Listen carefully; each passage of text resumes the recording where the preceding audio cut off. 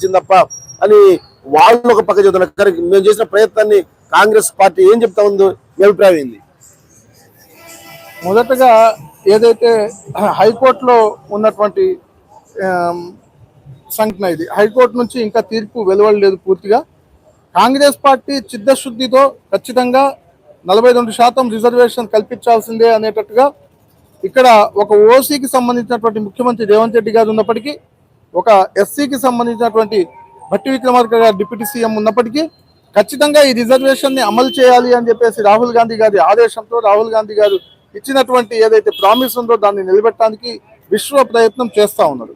దాంట్లో భాగంగానే ఇక్కడ కొట్లాడటమే కాదు, సుప్రీంకోర్టులో కూడా కొట్లాడడానికి వెళ్ళి రావడం జరిగింది.